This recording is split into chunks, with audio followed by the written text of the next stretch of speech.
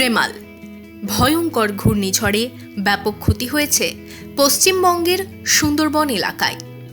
কিন্তু প্রবল প্রাকৃতিক দুর্যোগের মাঝেও জনস্বাস্থ্য কারিগরি দপ্তরের আধিকারিক, ইঞ্জিনিয়ার এবং কর্মীদের অদম্য জেদ পরিশুদ্ধ পানীয় জল পৌঁছে দিয়েছে রেমাল বিধ্বস্ত সুন্দরবনবাসীর কাছে। প্রাকৃতিক দুর্যোগের পরেই আসে পানীয় জলের সংকট, জলবাহিত রোগ। এমনটাই অভিজ্ঞতা ভারত বাংলাদেশ সীমান্তবর্তী কালিন্দী নদীর ধারে বাঁকড়া ডোবরা গ্রামের বাসিন্দাদের। হিঙ্গলগঞ্জ ব্লকের সান্ডেলেরবিল গ্রাম পঞ্চায়েতের বাঁকড়া ডোবরা গ্রামে রেমাল ঝড়ের পর পরিশুদ্ধ পানীয় জলের সরবরাহ পেয়ে ধন্যবাদ জানাচ্ছেন গ্রামের মানুষও। প্রত্যন্ত গ্রাম্য এলাকায় বাস করি। ঝড়টা আমার কাছে একটা ভয়ঙ্কর বিষয়।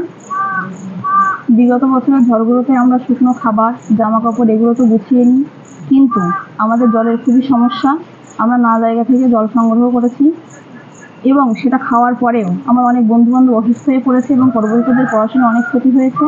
কিন্তু বর্তমানে যে রেমাল ঝড়টা হয়েছে, সেই ঝড়ের পরদিন থেকেই আমরা সরকারের দেওয়া যে পানীয় জল, নলবাহিত যে পানীয় জল, সেখান থেকে আমরা জল পেয়েছি এবং সেই জলটা খেয়ে আমরা সুস্থ এবং স্বাভাবিক আছি। এজন্য সরকারকে আমি অশেষ ধন্যবাদ জানাচ্ছি। আগে ঝড় মানেই পানীয় জল পাওয়া যেত না।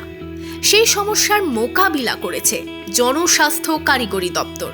এতে খুশি গ্রামের মানুষ। এখন যে ঝড়টা হয়েছে, সেই ঝড়ে আমাদের ক্ষয়ক্ষতি হয়েছে, কিন্তু জলের কোনো অসুবিধা হয়নি। ২৬ তারিখের ঝড়ের পরে বিদ্যুৎ বিচ্ছিন্ন হয় এলাকা। বিকল্প ব্যবস্থা নেয় জনস্বাস্থ্য কারিগরি দপ্তর। সরবরাহ করা হয় জল।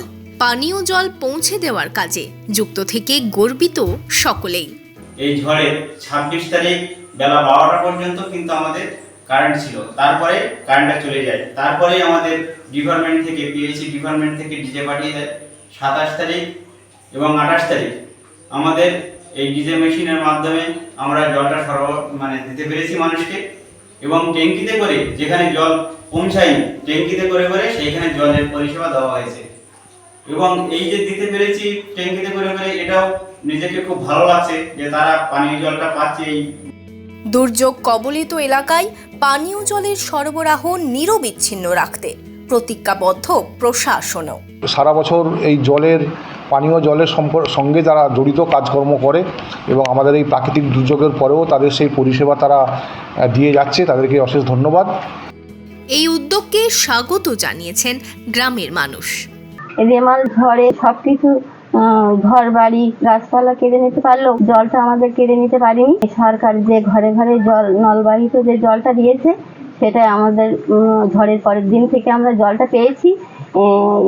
এর জন্য সরকারকে আমরা ধন্যবাদ দিচ্ছি।